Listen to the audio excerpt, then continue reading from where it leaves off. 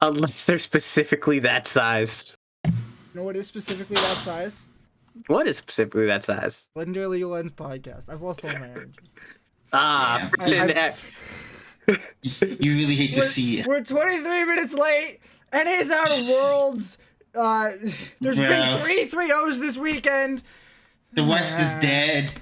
To varying degrees. Like, one of those 3-0s was a blowout. The other two were like, there was like at least one close game. It hurts. It hurts. It still looks awful. All of them look awful. It honestly makes Worlds look bad to me. I want more closer series. I don't want I don't want 3 good best of 5s out of 7 in playoffs. Like, yeah, it might only be 2 good best of 5s for all we fucking know right now. Like, Genji EDG could be awful. Yeah, I could see that being a flippy one. Right, but here's the other problem: is even if it is close, the finals will not be close. No, the finals is probably going to be a stomp one way or another. Damwon's been just doing, hey, we're just going to pick whatever we want. Like, yeah, we're going to pick, like, strong stuff, but we're not going to be contested by it. Damwon said, bro, we're going to look at you and then you're just going to perish. The end. Isn't it? Yeah. Damwon has brought that old Korean... Well, I guess it's not that old Korean style because they're super aggressive. It's not the super long, wait till 40 minutes for the big team fight. But they really have that mentality where if you mess up once against them, it's done. You're shut out. It's over. And they can still just shut you out right from the get-go. They might slam the door in your face at 5 minutes in.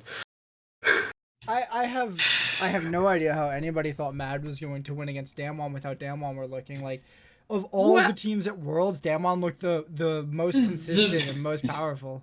Well, deep in my heart of hearts, and I don't actually mean deep in my heart of hearts. I mean, like, maybe somewhere in, like, a realm of reality.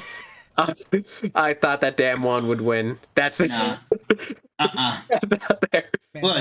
Look, all I'm saying, I mean, for my pick, is just like, I was on a lot of opium that night. Look, all I'm saying is just maybe Mad Lions got like a game off, but no.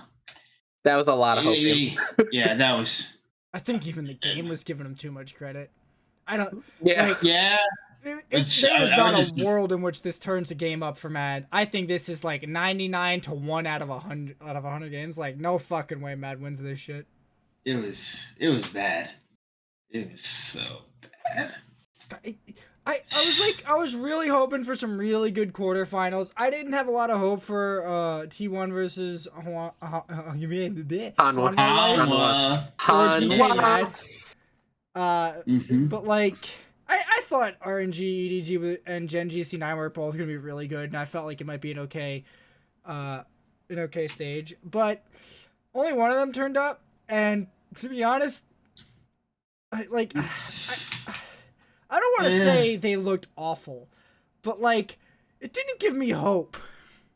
I didn't feel like this was going to be, like we're growing from this. This is two of the strongest competitors going head to head. I didn't get that from this. What I was getting was like, they were both punishing each other's mistakes, and EDG just was able to do it better. Yeah.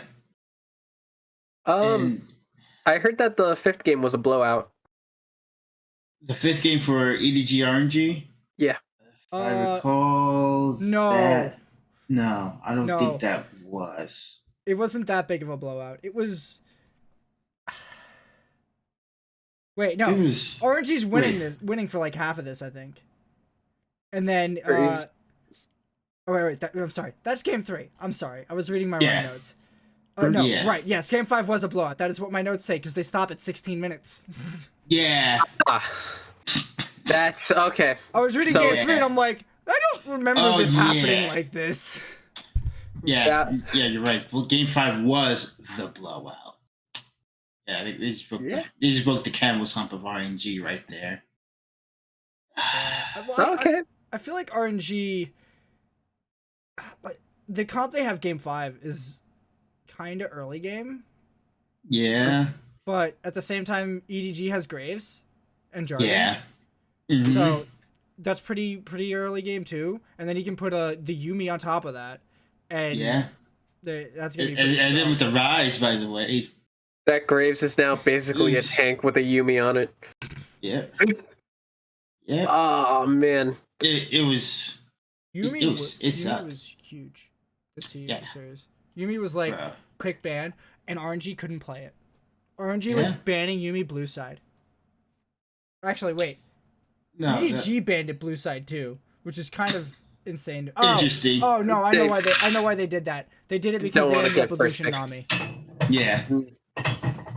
So if you get to the third ban and then ban Lulu, they only have one ban to respond with, and that means they're choosing between Lucian and someone else, and if they leave up Lucian, they give it over. Yeah, that makes sense. But yeah, the regional matchups went the same way that we expected.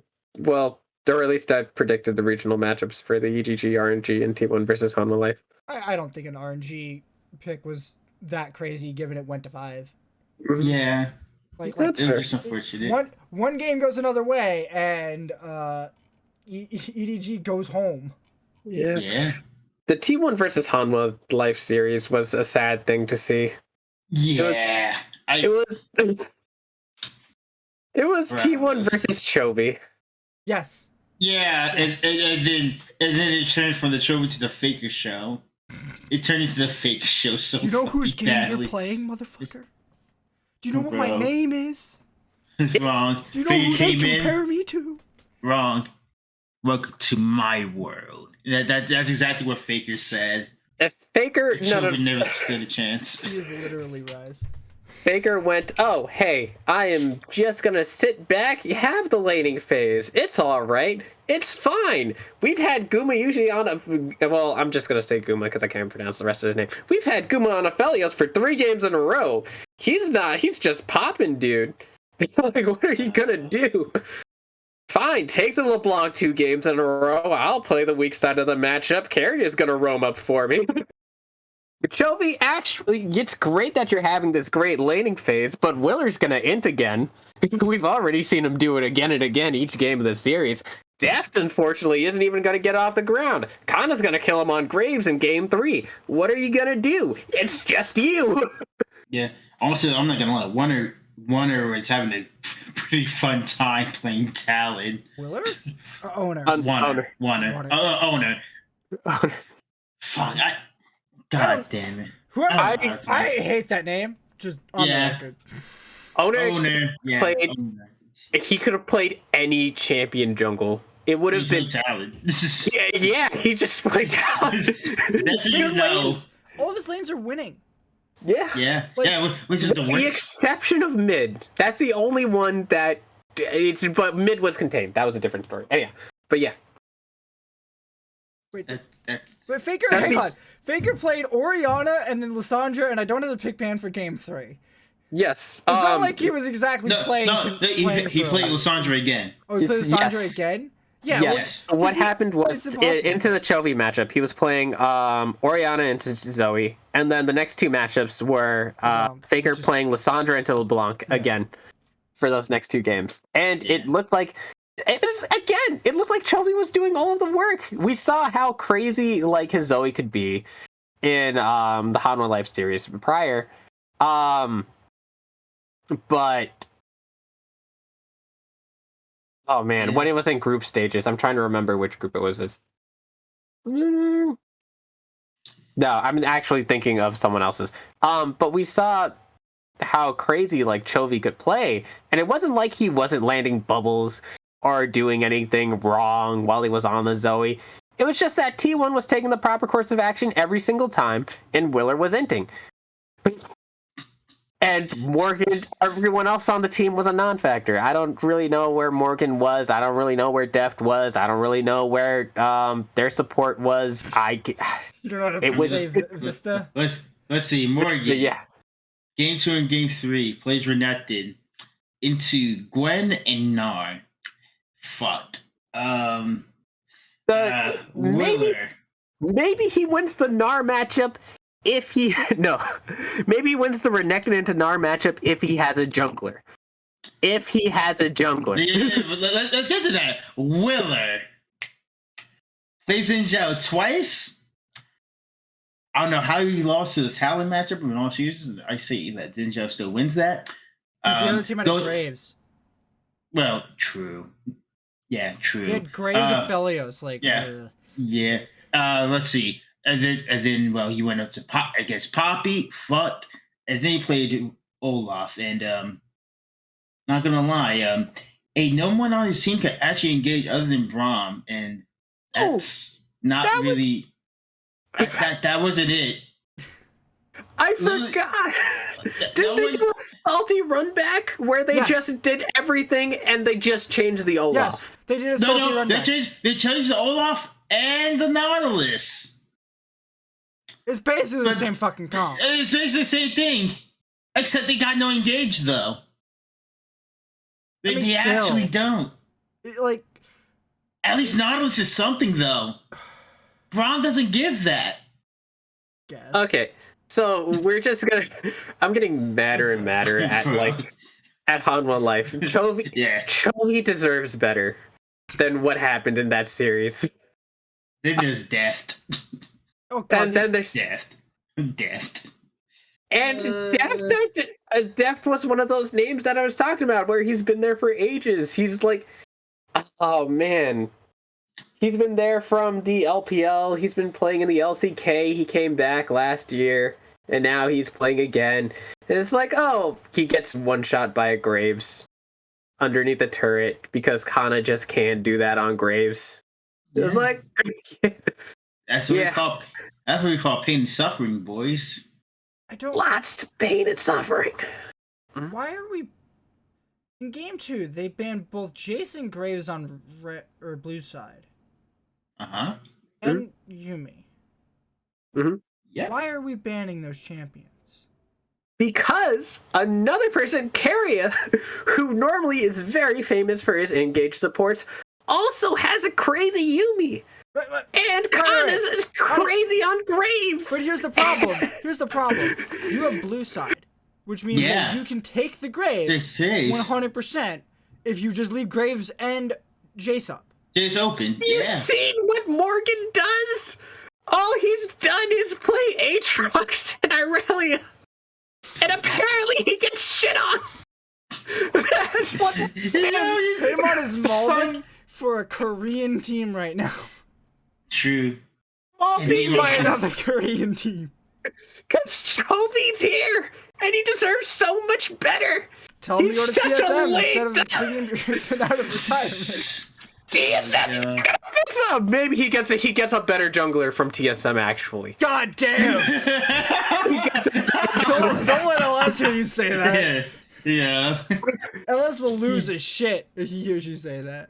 Oh LS is mad at Willer too. I'm sure that he's at least going to be somewhat in agreement. I mean, okay, look, there should be Fnatic. Fnatic should be here. There should be a Fnatic against Team 1 right now.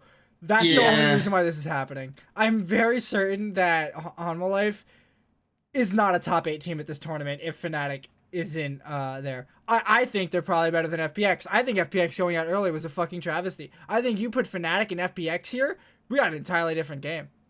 Yeah? Mm-hmm. Yeah. That's a later topic.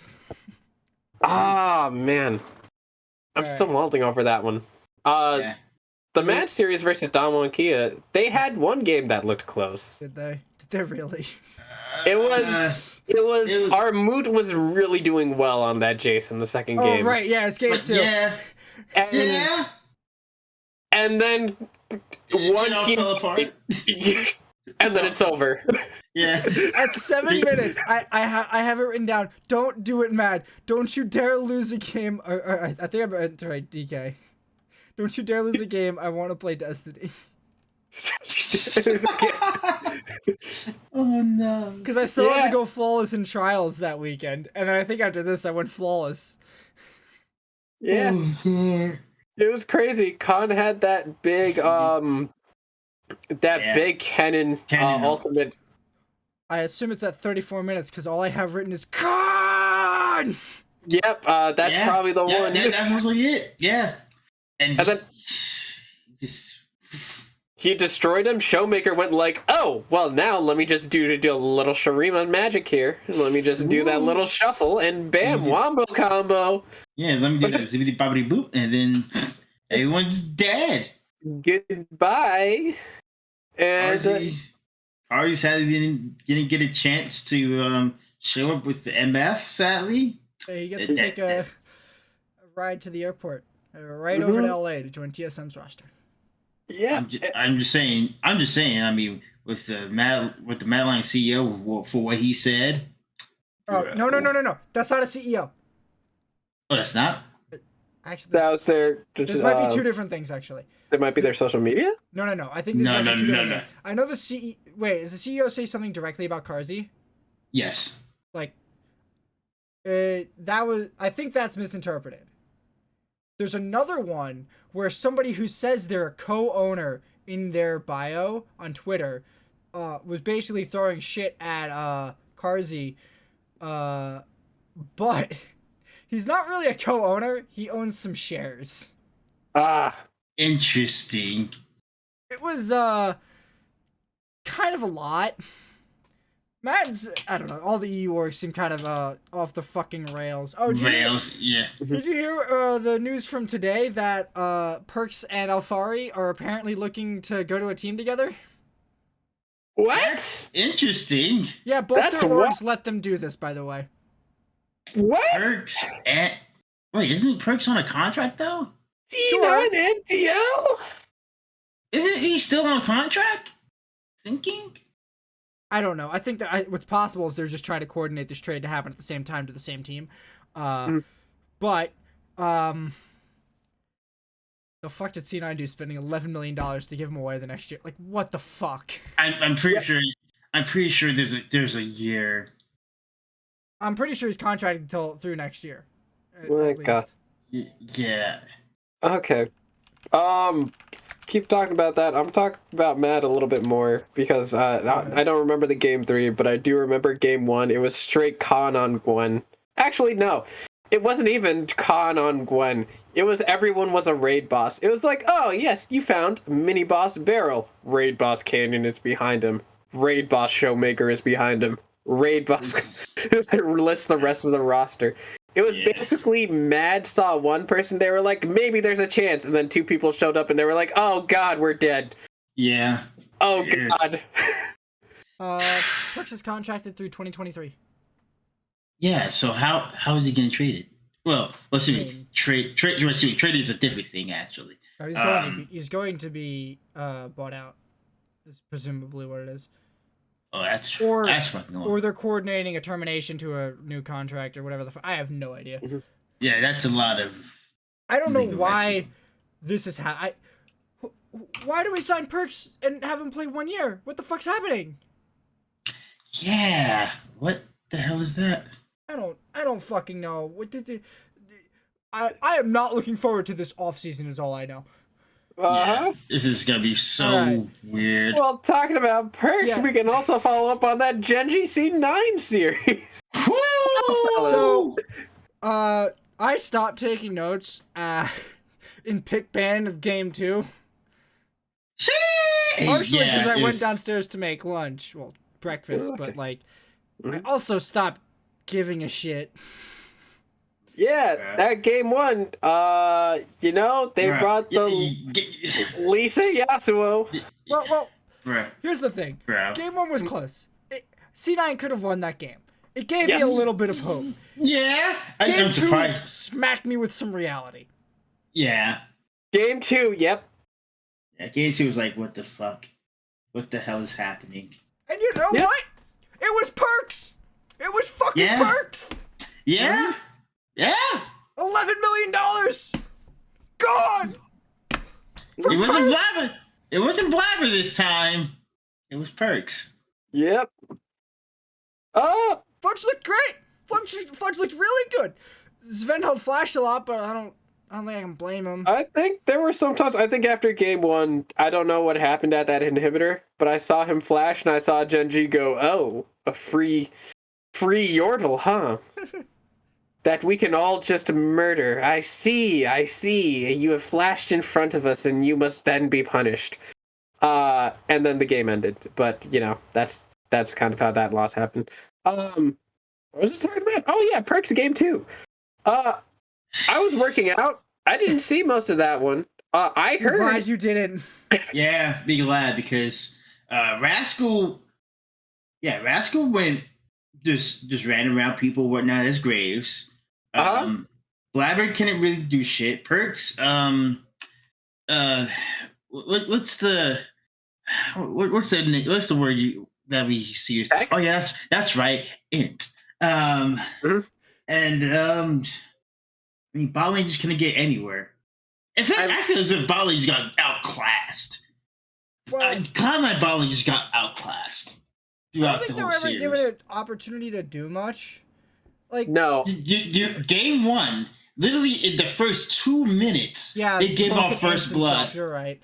But like, they were fucking outclassed. I watched Vulcan walk up for that trade, and I'm just like, what are we doing? And then I watched that replay, and I'm like, no, really, what the fuck are we doing? Why are we walking up for this? Exactly. Either engage or don't do anything. Yeah, it just didn't. Who is it was so bad. Oh, they're against Aphelios? Yeah.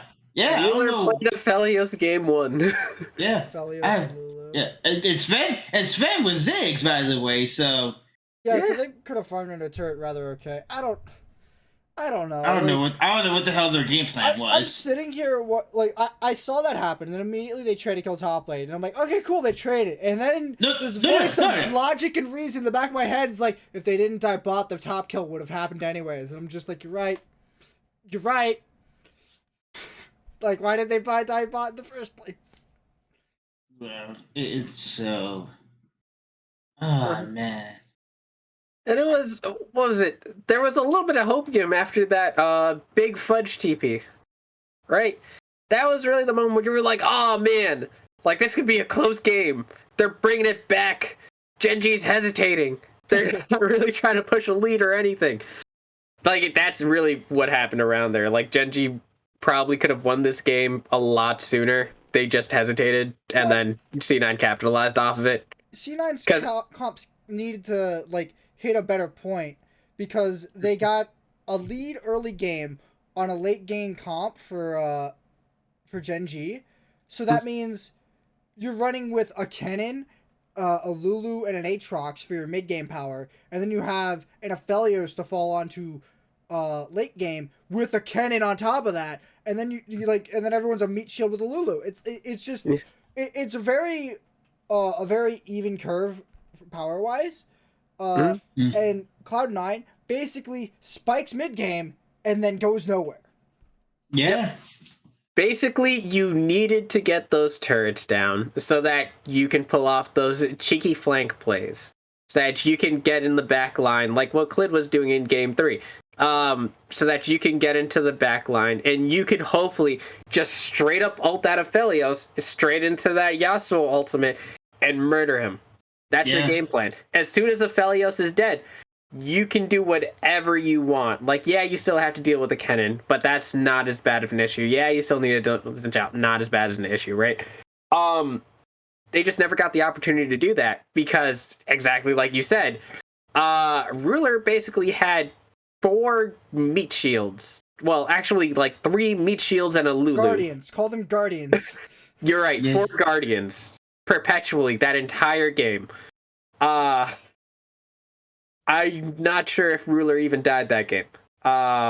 If I'm honest. He died 3 times. I'm pretty sure. He died. He definitely died. Half of the reason that C9 were able to make game 1 competitive is because they picked them off with a Yasuo combo.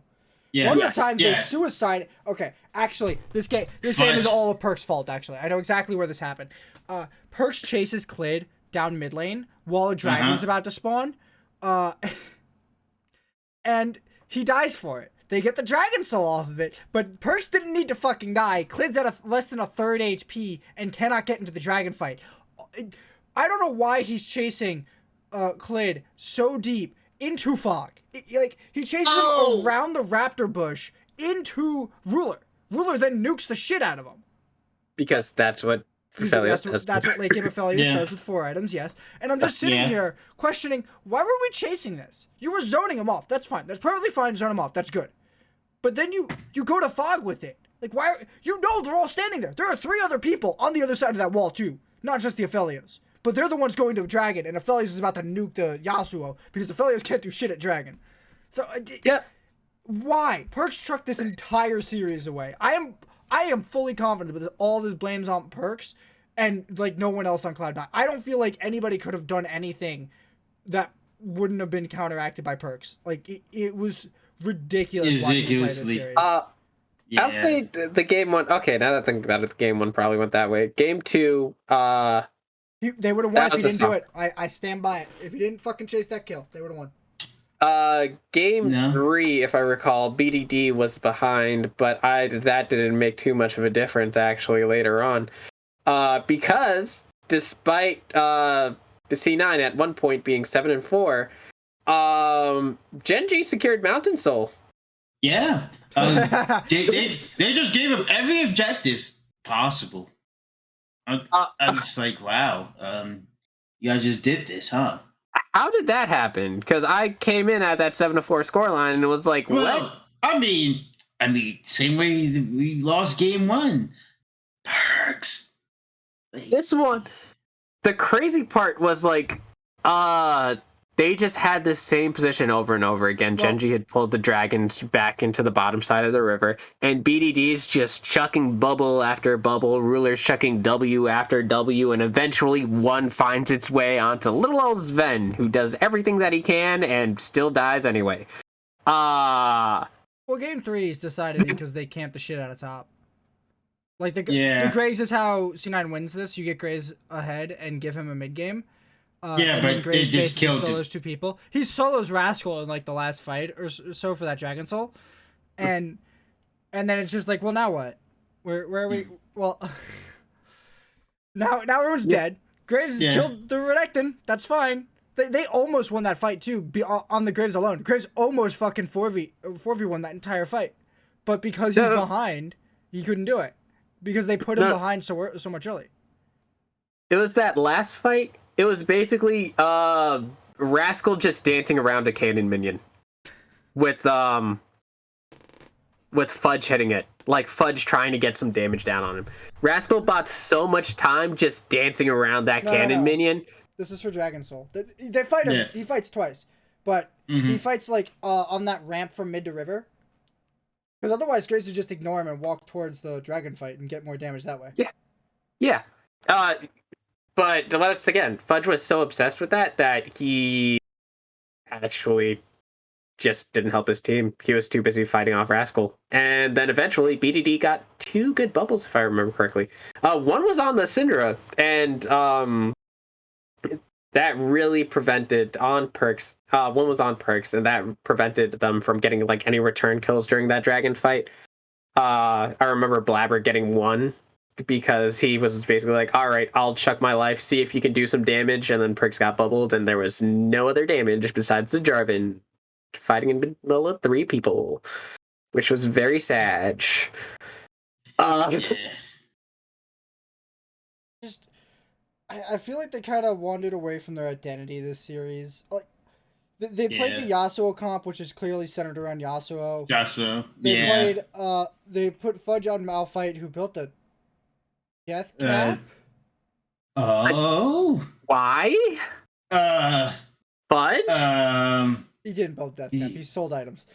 Okay. All right, that makes sense. I was like, I'm looking at the end game scoreboard, and I'm like, he has a Death Cap and only a Death Cap. Yeah. What the fuck? Yep. Yeah. That was a very sad game, that game, too, yeah. So that was unfortunate for C9. And a lot of it's, I don't know if they could do something better or do something worse, but when it really gets into top every game, that's what they're good at. That's what I've been saying all fucking year. The only way you win League of Legends C9 is when you have Blabber support Fudge, and then Fudge wins the game. That didn't happen. That didn't work game 3, unfortunately. Well, the good news is that Genji's not that bad, and they were able to realize, gank top lane, kill him under his turret at level 4, and there's nothing that Fudge will be able to do for a while. Yes, in game 2, they were very much like, "Oh, you've seeded all agency within the early game. Well, you don't realize the mistake that you've made." They should have priority on bot to an extent. They should have a better early game bot with the Misfortune over the Jhin, and the Leona over Rakan. I forget which way that matchup goes. Leona and Rakan. I think it goes works towards well both ways. Leona. I think it still goes towards Leona. I guess. I don't remember. It's like a 50-50 because they both do very well into each other. You picked this matchup for a reason. Like, it's a counter. But then you also have the Poppy to counter the Lee Sin. So you should have free gank spot. And I kind of remember them trying to do this, but at the same time, it's just like... They just went topside and killed Fudge over and over again. Like, you can let Fudge die. He's the weak side. That's fine. He's playing a tank. But, like... Oh, wait. Wrong thing. My bad. It still happened this game. Of course it did. The Dyrus treatment is well known in North America. Yeah, but like, my bad. They just went to Perks. My bad. That's what happened. No. Nobody went to Perks. Perks died on his own accord because he's a fucking bad player. I don't understand. Like, he died under his turret like 3 times.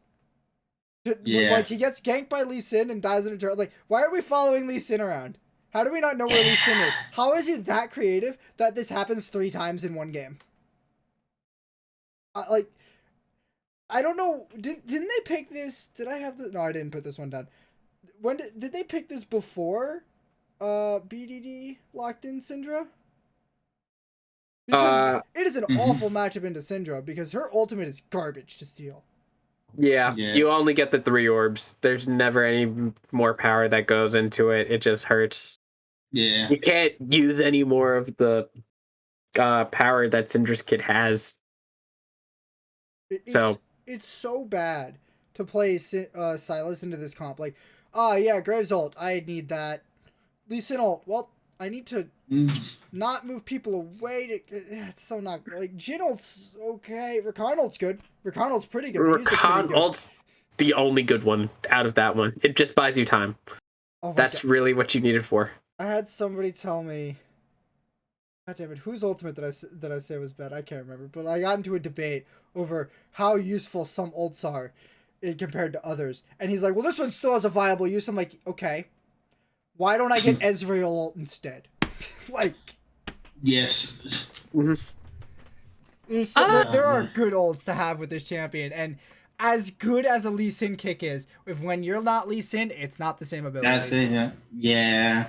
You can't really follow that unless you're a madman with those chains, but I mean, you got to get on a flank in the first place, and Lee Sin's one of the few champions who can actually land it from the front line. Yeah. Imagine you could give it to Jarvan, just swap his ult with Lee Sin, and Jarvan can do it, but like, actually, I think it's probably easier. But it's like you're the amount of champions that are able to do this is so short, and Sylas just isn't it. It's just not worth it. I love his Sylas and all, but you had to see at least 2 or 3 of these champions already. And there's one good ultimate to steal. And if you're gonna bank on stealing Rakan ult every time, you're playing League of Legends wrong. Yeah, that Rakan ult, as good as it is for you to stick personally, it's not the super effective damage dealer you need. Yep. You want to move on? Yeah, I think we talked about all the series so about far. C9 enough. Let's mold about C9 some more in a different way. Do we think that group stage is too random? We've seen 3 3-0s in quarters. 4 Korean teams got through. FPX didn't make it because of 1 single day. TL didn't make it off of 1 game. And C9 made it through, winning only 2 games. Oh, and EDG lost a game to an eliminated 100 Thieves, and they lost the chance for a tiebreaker because of it. So, this group's a little too random. I don't think so. I think, unfortunately, like on the day, FPX just shit the bed. So, I don't think that didn't happen, but... Does that not really kind of say that you're gonna bank 3 games on a bad hair day. Like, True. This I'm just saying, if for all intents and purposes, this is possibly scripted, but in all seriousnly, allegedly. yeah, Don't get look, for right. legal reasons, this was only but a joke, Riot. Please do not kill me and my family. Now, like in all seriousness, now, like it just feels like this is like I mean, for this Worlds especially, this was a lot. Technically, for this Worlds, this is the most unique Worlds because I can do this with every world. I can do this with every world. It's not joking. Yeah, but I mean, this was the most randomness Worlds. I mean, we got the fabled four-way tie. Yeah. Yeah. The fabled four-way tie. So I honestly think that is one of the more fair things that happened. I think the real problem is that it went into a quad bracket tiebreaker to get out. And it's like, why in theory this should be a double elimination bracket, right? Yeah. You should have to play you should have to win 2 games to qualify. Otherwise you'll lose out. It to me, I feel like there's better solutions than that. Most probably is adding an extra set to knockout stage where you take the 3rd seeds too. But in general, I just feel like we're basing this on 6 best of 1s. We've proven in the past that teams like GAM can take games off of like major regions. The NA can take a game off of apparently the best Chinese team at random and absolutely screw them out of who would they have played instead? They would have They would have played Homolife. It would have put them up against Damwon next, which might knock them out sooner and all, but like I still would call Homolife easier than RNG. Given their performance. Like it feels like it doesn't matter what you're doing. Like especially look at Cloud9. Look at Cloud9 is a classic kind of ANX way to get through. Yeah. Yeah. I'm looking at this and I'm like, it's a miracle. It's a fucking miracle. They not only won as few games as possible, they also had to win a roll on the tiebreaker to only play 1 tiebreaker game instead of the 2 that Rogue had to play. Yeah. It's like, how do you have to get so lucky to win like that? And now FPX is out, a favorite to win the tournament. I don't know if they would have not won games in this quarters. I would have bet they'd be more contentious against Gen G than C9 looked. Especially with hindsight. I would bet in a best of 5 that FPX would be able to adapt and do better. But FPX at the same time, on the last day, like you saw the picks that Doinby was doing, he went back to his old Rumble that was from last year. That's not the position it's played in anymore. It's not a mid laner anymore. It still works mid. They didn't do much to it mid. It still works. It still works mid. It's still. I'm not sure if it's as favored as a jungler, but it used to be like the premier jungler. They killed the jungle. Okay. The reason it was good is because you could overload into your first camp and get the extra attack speed and the extra on hit. And they they made it so you can't do that level 1 first off. And then they also made it so all of that damage is nerfed. So even after you kill your first camp, it's not as much damage. Okay. All right. So I guess it still works as a mid laner. And it looked like the Nuggery was the only good player there on the day in question. The day of the triple tiebreaker. That wretched day. Yes. Triple tiebreaker. Oh yeah. Mm-hmm. I forgot there we had 2 awful, not awful, statistically improbable scenarios. Yeah. Is it back to when did Fnatic have this scenario pop out? Was it last year or the year before? I think it was 2019. I think it might have been 2019.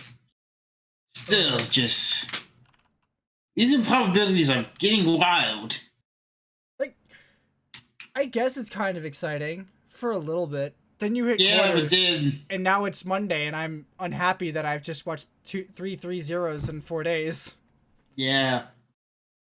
Yeah. What about all? Um.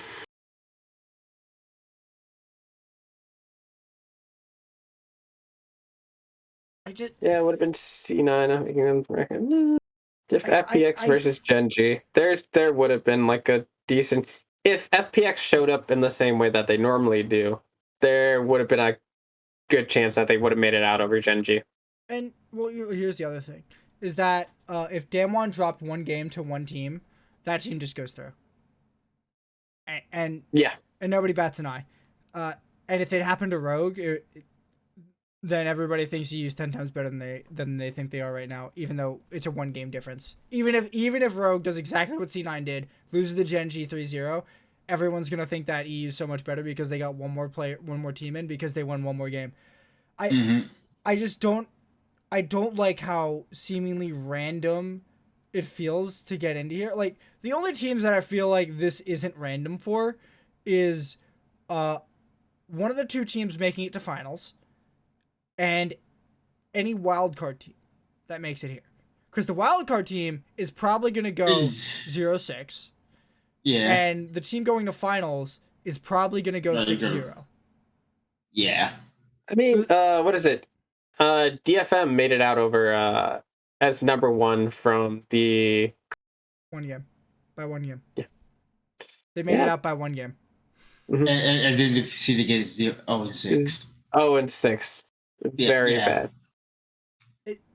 Meanwhile, C9, the team they beat out to make it here in the first seed from play-ins, makes it to quarters. Yep. Winning 2 more games than them. After they were already down that 1 game to them. Technically, they only have 1 more win than them. Yeah. Which is insane. It just I have a topic about this later, but I want a more robust system for this, or I want more larger groups. Like I don't like the way this is. Okay, so instead of doing a double round robin, maybe more games instead. Here, let's go into the next part. Yeah. Well, the next part kind of plays into this. So Mithy, in the post game press conference with C9 after they lost, he said this in response to a question about how good NA is. I think the way the whole league system is designed is extremely unfair. The Korean teams get to scrim against the LPL and LJL, everyone basically, and we're hard stuck in either EU or NA. So he means this for both NA and EU, because at the moment, we're in the exact same position. We basically have the exact same finish, for the most part. Yeah. And you know what? 1 game different. 2 teams from NA go through. 1 team... Oh. Ridiculous. Fucking ridiculous. But basically, what it sounds like is that his complaint is that there isn't a real global server that you can scrim on. Like, basically the best... Or you can't scrim against the best teams. It's not that he wants a global server to scrim on. It's that they can't scrim each other like at all because of where each of their regions are based out of. Like NA is based out of LA, which means that it is virtually impossible for them to scrim EU or any of the Asian teams without a very, very fast private network. Like, it is a military grade solution to get a connection between like here or LA and Japan. EU? Oh. You can't. You have to go over land. You can do it over the ocean because you can probably for like $100 million buy 1 cable and have your 10 ping. It's not worth it. Yeah. Not even Would it be cost effective? No. Also, Lord forbid that thing gets a tear in it. You're never gonna know exactly where it is. That's not how. This is a different problem, Haymant. Yeah, that's a terribly different problem. This is about League of Legends, not undersea cabling. Okay. I was just making a statement about connecting the servers. Okay. Yeah. Well, it's very unfortunate that we don't get that opportunity to play against like global competition, right? Then you'd have to be super inclusive of the other regions that are also there. Vietnam, once the lockdown's over, like it would be nice if they were also included there. I'd be surprised if they can make it to MSI. Next Worlds, I'm still 50-50 in. I'd be surprised if next MSI is not in Iceland again, by the way. Yeah, I can see that happening. I'd be a little surprised if it's not there. But the competitive solution would be, okay, well, if this is the place where the best form of League of Legends is being played, then maybe you move you do the season 2 move, or was it season 3 where basically how Genji migrated over to Korea, right? Ooh. the North American organization. Genji was founded in like 2016. So Haymant. Yes. Moving the organization to a different country. So wait, hang on. Are you talking about when CLG and Dignitas went to go play in Korea? Basically in the Korean League. Okay. That happened in season 2, I think? I think so. Yeah, that had to happen in season 2 because they were in LCS for season 3 on. But basically, instead of merging the leagues, you would have to host the LCS, LEC. I mean, in that region. Yeah, in theory, you can keep a regional league schedule like that and all that, but then you have to keep everyone able to do the show at the right time for the right time zones, and it would mess up people's rhythm a lot. The players itself, the players would be impossible. Yeah, and now they have to be on different time zones to scrim. Yeah. And then they have to leave the homes. Yeah. You got to get work visas for working in Korea or China. Yeah. That's. And then the same thing goes the other way. If you're like, all right, well, it's going to be a lot harder getting the LPL teams over to North America or EU. That's easier than getting the Western teams into China. Yeah. Or Korea. Surprisingly enough, it's actually crazy. It's not surprising. We're significantly more developed than either of those nations. Well, Korea, you'll be having 0 ping. I mean, with the problems we're having in North America right now. Also, it would be more convenient for us, but the same problems go backwards there. Now you have all these LPL players who are going to be scrimming at different times as well as performing at their league times. Yeah. The same problems that we just talked about. So, well, I mean, I've been mulling around this idea in my head for literally years. I tried to, I kind of madly pitched it to Sharik once. But basically, my idea would be to have like a 9-month structure for the season, and then every 3 months is like a new tier. So like the first 3 months is like amateur and academy kind of tiers, and then that has an overlap with the next one, which is regional and academy, somehow like fix or funnel in and mix in there. That way it creates a more granular system. And then you go from the regional to international, and then you have them mixing in there. And it's a full league, like a full 6 weeks or full 10 weeks of LCS kind of season. And you do that 3 times, and you have 3 splits in the year. And then that's it. And then you end it with a huge tournament. I have not actually thought of the logistics of the tournament. I just know that after the normal season, you go into like a playoffs tournament kind of style. And that would be sort of the big culmination of Worlds as it is now. And you qualify based on your placements in the International League, which has slots in it for like by region. Like China and Korea get 4 slots. NAEU get 3 slots. Every wildcard region gets 1. PCS, VCS, get 2.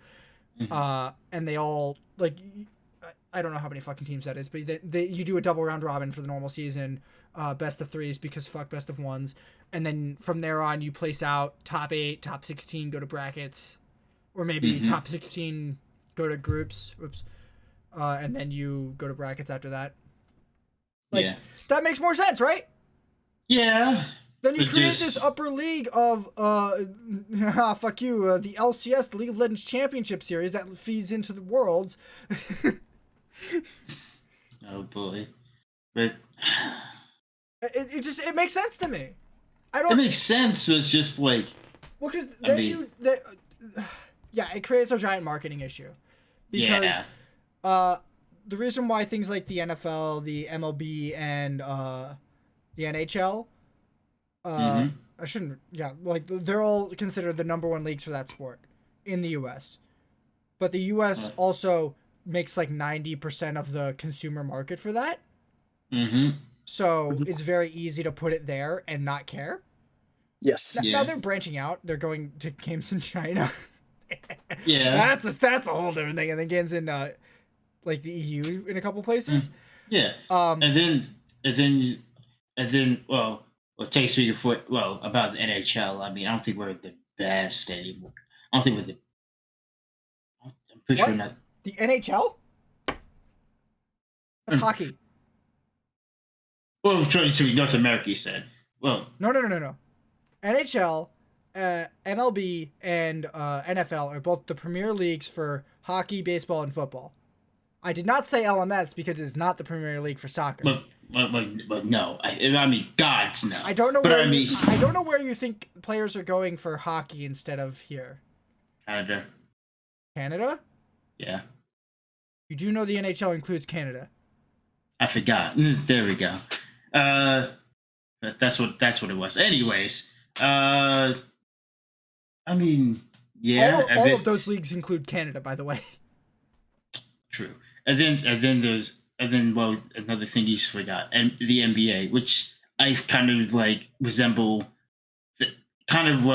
what's happening right now with league with all esports right now.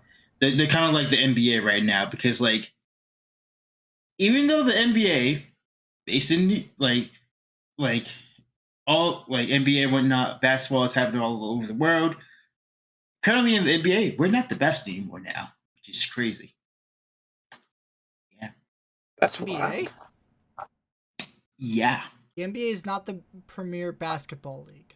No, it's a premier, but it's not. But we're not just straight up the best. Who is better than an NBA All Stars team?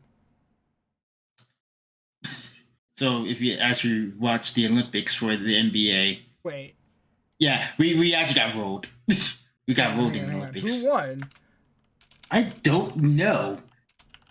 It had to be Spain. No, I might be lying. I don't know anything. Ignore my comment. France beat. Oh, Yeah, we got rolled. We got rolled. I can't believe We that. got we got rolled. Okay.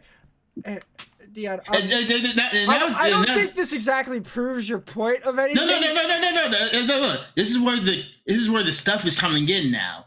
Like Wait. even But France isn't about to host the NBA. Yeah, What's going to happen is the French players are going to come to the NBA. Exactly. Well, yeah. But here's the main problem with my idea, right? Mm-hmm. Is that the NBA is in the US. So for us, we like that. That's a good thing. Yeah, but for the League of Legends Championship Series, as I have described it, would be in China. Everywhere. Well, that's the problem. Yeah. So all the games would be on at 4 a.m, and nobody would really be having a great time watching them. Yep. So everyone in the West would probably end up watching a rebroadcast, though I think EU can watch it in the morning. Yeah. At like 8 or 10. 8 and 10. Yeah, they'll be able to watch in the morning. And then, Korea, they should be just fine. It would be some creative scheduling on Riot's part to make it so that the NA teams are viewable at NA times. But, playoffs is out the window. Worlds is going to be out the window. If you like, takes me Worlds for actually, no. You could use. Do you remember? You could change it from live games and just do a rebroadcast. Yeah, everybody loves watching rebroadcasts. That's a great idea. You don't need to say anything. Just be like, look, we're streaming. Oh, we're like the now streaming these Olympics. games. Yeah, pretty much. True. They all pretend that the Olympics is currently happening Live. live in front of you, even though it's the middle of the night, you morons. Yeah. Cool. That type of thing. You could just pull that a little bit. That'll be fine. The score. No one will suspect a thing. I'm still Yes. looking at this fucking U.S. France thing. You just realized that he, yeah, like we started to get rolled. I'm like, oh, They still got silver, Dion. Jesus Christ. compared to all the other years we just got gold. Why did we get silver then? If we're so, It was. Wait, hang on. No, U.S. won an Olympic medal in gold. yeah. Dion fucking baited my ass. Wait, what? The United States is taking home the Olympic gold medal in men's basketball once again. August 7th, 2021. From SB Nation.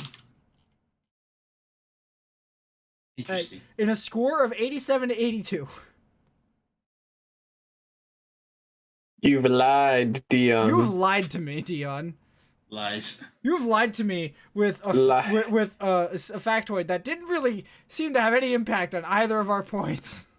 Lies and deceit, Dion, on the League of Legends podcast. I just want my international league. I am so sick and tired of people complaining about like the quality of their opponents and all this other bullshit. The scrim ping, or not the scrim ping, the solo queue ping and the solo queue quality. I'm just sitting here like, is this really, is that it? Because it sounds like in-houses would be a great solution to this problem, and it was offered to you many times by many different people. I know for a fact there was a Discord server with like bots and shit all made up to do it perfectly, and like, it was still not being used effectively. Fucking Core JJ had to go out there and be a sponsor for this shit. Yeah. And it's like, I'm not convinced these people necessarily want to be that good. Now, I'm not saying that Mithy is wrong here. I think Mithy is absolutely correct in saying that the fact that LCK, LPL, LJL, VCS, PCS all get to scrim each other at like sub 40 ping for like nothing. Yeah. It's kind of crazy. It's like, how the fuck do you keep up with that? Like, how are we supposed to keep up with the VCS if they're going to be scrimming against LCK and LPL teams? Even if it's not the best, they're still, like, they'll work their way up there. The LJL teams are still, like, they're scrimming against Korean teams. Like, yeah. One of them flies to Korea. I don't know if they do that anymore. No, yeah, you're right. DFM, Detonations Focus Me, is good enough that they fly and scrim with Korean teams. I'm pretty sure they still do. It's just... Well, no, not during the pandemic. Most definitely not. No. But... yeah. I mean, before... I mean, for the last 2 years, they haven't done it. But, like, it's just ridiculous that these two leagues are effectively screwed. I'm sorry.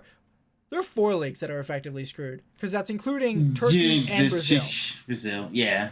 And, I'm sorry. 5. LLA. CIS? Yeah, you can include them. 6. I'm not... Are they in Moscow? I have no idea. I don't know. Technically, you can still be in Russia and be pretty close to China. I don't think you want to host the CIS from there. The CIS is kind of dead, though, so I don't know if we want to count them. Fucking UOL is moving over to ERL leagues. ERL? Oh. European... ERL? Yeah. Regional leagues? Yes. Not the EU Masters. That's what EU Masters is. Oh, European regional leagues. Yeah. That's what ERL is. Yeah. That's interesting. I mean, it makes sense. You don't have to deal with Russian visas anymore. So yeah. I don't know. There's no good way to fix this. I think my option is the best option, but it's probably that's a super long shot. It's a visa nightmare because you have to get like work visas to go to these events for 3 months out of the year. Like, if it was simply like the entirety of like 6 months out of the year, every year they needed to do this for their career, it's probably pretty simple. But like, esports is not like like it's not as widely respected as like the NBA or NFL. Like nobody cares about the NFL outside of the US. Good one. True. My bad. You're right. The NHL or the MLB. Like MLS. Every country would love to work with even MLS. Every country would love to work with them to do something, but like nobody takes esports seriously enough to like actually really push their software, their paperwork through properly. It's like it maybe in 20 years my idea is viable, but like for now, it's NAE screwed. Water. I think honestly, I think step one is you have to remove the 4th seeds from LCK and LPL. And you have to remove the extra seed from VCS and PCS. And you have to give you have to give more opportunities for regional leagues, what's it called? Minor regions to get in. Like basically you only auto qualify 8 teams to groups or something, and then everyone else has to play in through a play-ins bracket. Yeah. Make things good. It would make things interesting. It would make things a little bit more competitive. But at the same time, it's adding more randomness for randomness sake, just to make it more entertaining and add more regions to it. Like without like a double elimination. If you did this plus a double elimination kind of system, I think it might work. Oh no. I mean, and then another thing, a problem, time. That's so much time. I mean, well, again, that's why I wanted to in my idea, one player would only ever play for 6 months out of the year. You'd only ever play in an amateur league and then your regional league, or if you played in your regional league, you would then play in the international league.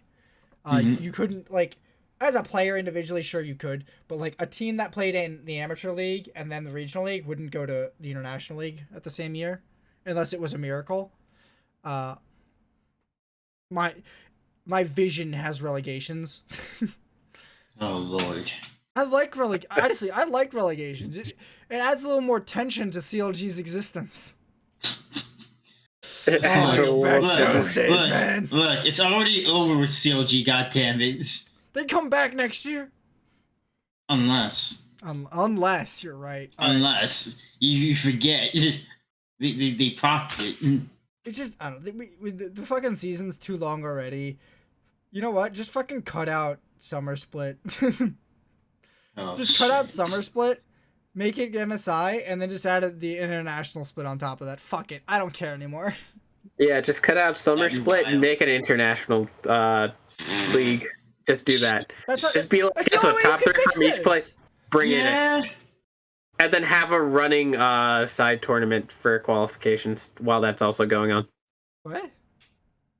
Just have the smaller regional leagues where it's like, oh, hey, if you can manage to squeak out the 3 best teams are gone, it's only you guys. Yeah. You could do that. Yeah, you could find your way. You could you could duplicate you're right. You could duplicate the international league to major minor, and then have the minor regions running to then meet at bracket stage or something for the play-ins. Yeah. Okay. I feel like that would be nice. I'd like that. Well, honestly, I don't know. Part of the problem there is then you're giving charity spots, and this is sort of the solution is sort of trying to remove charity spots. So unless to decrease randomness. Yeah, so if you could include the regional league or the minor regions in the international stage in general, it would probably just be better. My only problem is that what would end up happening for the most part is every single time you run into one of those teams will be an absolute fucking stomp. That is true. What would happen is that basically the people who would be participating at the international leagues would see so many different strategies and play against so many different people. Then generally the meta is probably going to be a bit more open than it would be if it was just a regional league. Too much credit. Eventually it'd come down to consensus. Eventually it come down to consensus. Way too much credit for being creative. That's true. I have seen it happen once where someone shattered the meta, and it's because they hid the pick until semifinals. Oh God! Support MF, baby. Support MF. Oh man, Coup Tigers. That's the only time I've seen someone Rocks shatter a meta Tigers. so hard. Like, Yeah. and the only reason it mattered is because it happened so, like, there were 3 series left to play, and they whipped it Yeah. out. It's like, It was damn. it was so out of nowhere. I'm like, oh my god. All right. But I think having an international league for like 3 months would be fine. Yeah. I honestly... It would still be a pretty large commitment from the players to do that, but I would like that. Here's the problem. Is I'm an NA fan, so I fully resigned myself into never winning Worlds ever. So at this point, I would just rather have best of 3s in NA. I'm so done with best of 1s in general. Like, Worlds, LCS, I'm done. I want to actually watch League of Legends. I don't want to watch people roll some dice and see who pops out at the big band. Hey, who pops out from the woodworks? Just so you know, Damwon Kia was like, we will take any and every strategy and still beat you. They're still undefeated. Better than most people. Yeah, they are undefeated. I'm looking forward to seeing them go undefeated this whole tournament. Yeah. Speaking of that, let's talk about our predictions, where I instantly say Damwon are going to lose games.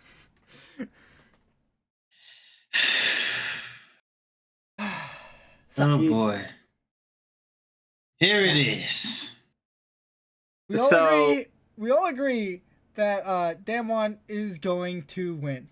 Haymont seems to think that SKT is going to drop, or is going to win 1 less game. Mm-hmm. Oh yeah. Here we go. Yeah. Here, let me tell you generally why that is. Because T1 has a very formulated plan. It's very formulated. It's okay. We we fight first Herald, regardless of whether our composition works for as an early game composition, or if it needs to scale into the late game, or if it needs to do something else. We fight first Herald. Damwon Kia is a team that can play that early game, that can play that late game. They don't really make mistakes. They play to their comp and they play to their timers. And they have the ability to generally just be better, right? Like, if you think of Hanwha Life, if you think of Chovy, Showmaker's better than him as both laning and his ability to mesh with his team. He's the full package. Canyon's a great jungler. I don't think that T1, even though they had like a close finals in the LCK, I don't think T1 has the magic in order to bring it over the line to a second game. I think Damwon Kia can just shut them down. I think this is potentially going to be one of the closest games of the tournament. If you would ask me at the start who I was going to see in finals, I probably would have said Lightning, DK, and RNG, but RNG's not here anymore.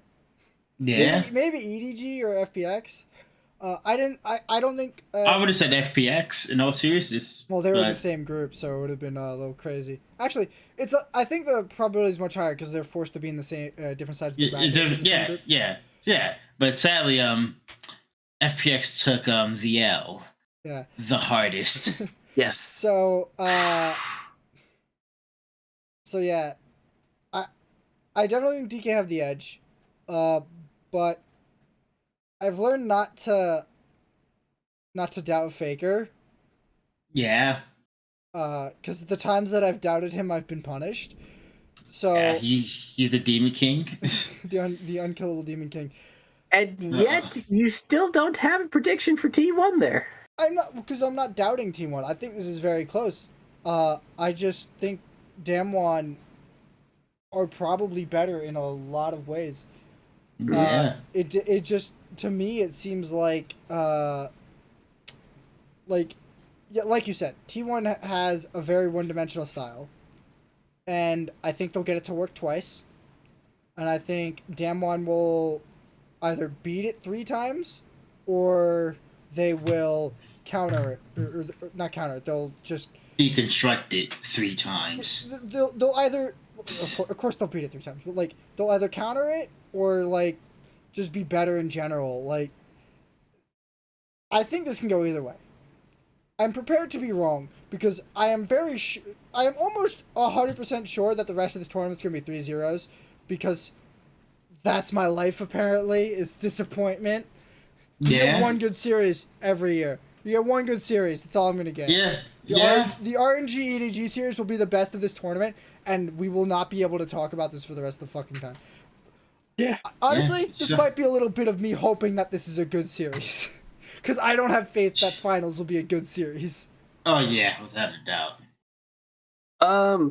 Well, the second BO5 that's going to be happening is Gen G versus EDG. Yep. And now Haymont. I Yeah. believe EDG is gonna go just straight 3-0. Yep. That's a lot of confidence. Think they're going to burn down Gen G very easily. Burn it all down. They're... Make a break. Yo. Yeah, burn it all down. All right. There's not really much evidence that I have to say to that, because I missed out the EDG RNG series, which would have been where I could have probably made my strongest points about it. You missed the best series Best of series quarters. of the you asked us the best series of the week, actually. Of the week. But I have a lot of confidence that Gen G will make a middling mistake and be like, man, we have this massive lead. It would be a real shame if we didn't push it at all and kind of sat there for 2 minutes. And I don't think EDG is gonna let them just sit there and not take anything on the map. Yeah, I think EDG, if you stall a little bit or if you hesitate a little bit, will push you to your limit and will keep on poking and prodding. Right? I don't think they're gonna sit down and let you take it to them. That's my only reasoning that I have for EDG going 3-0.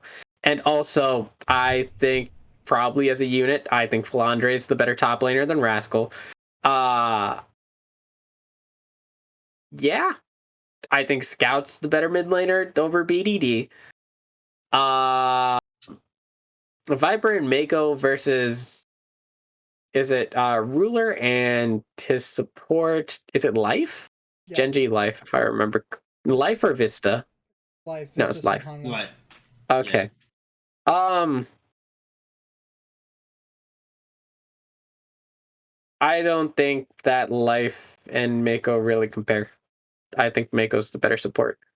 I think that EGG's supporting cast is much better than Gen G's. And even though they have Ruler, who is a very dominant AD carry, and the AD carry with the most experience and can call the most games, I don't think that's going to matter when the supporting cast for Viper and Scout's just going to be better. I think EDG are I think they're just better. They're more tested to me, and that's mostly why I gave them the win. Gen G had to beat Cloud9, who I already said I thought was an ANX in this tournament. They kind of absolutely lucked their way in here. They probably had no business being here. And it doesn't make Gen G prove themselves much to me. They might win this best of 5. I doubt it, but I don't know. I also really don't want them to win this best of 5, because if T1 also wins their best of 5, I'm never gonna hear the fucking end of the rivalry of Samsung and SKT. I'm just like I do not subscribe to the Gen G is Samsung lineage here. They were brought out by a completely different ownership structure, and I don't really understand why we're continuing this. This is the second rebranding that they've had. They were bought by KSV, and then they were bought by Gen G. I don't. Why do we pretend that they're whatchamacallit? Samsung. I don't get it. Amen. I just want.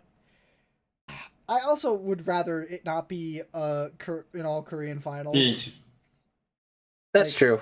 yeah. It makes it slightly more interesting. Still think it's a 3-0 regardless of who wins either of these series.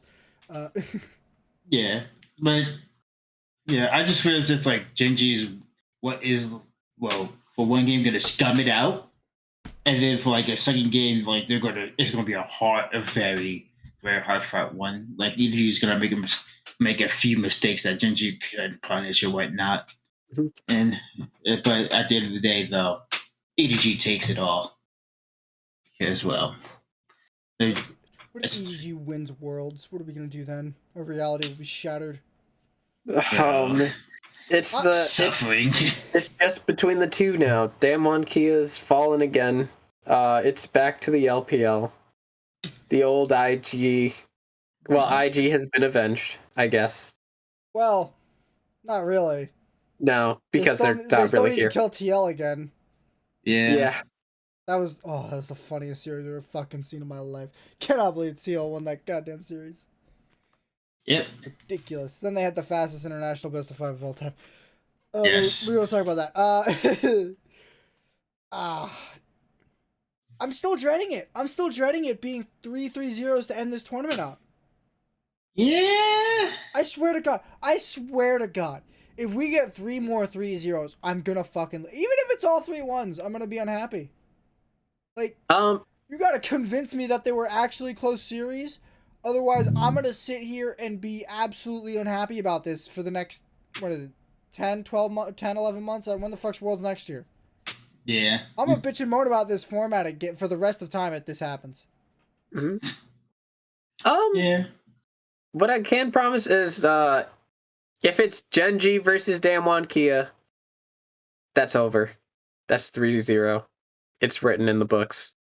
If it's Damwon Kia versus EDG, it's going to be very interesting.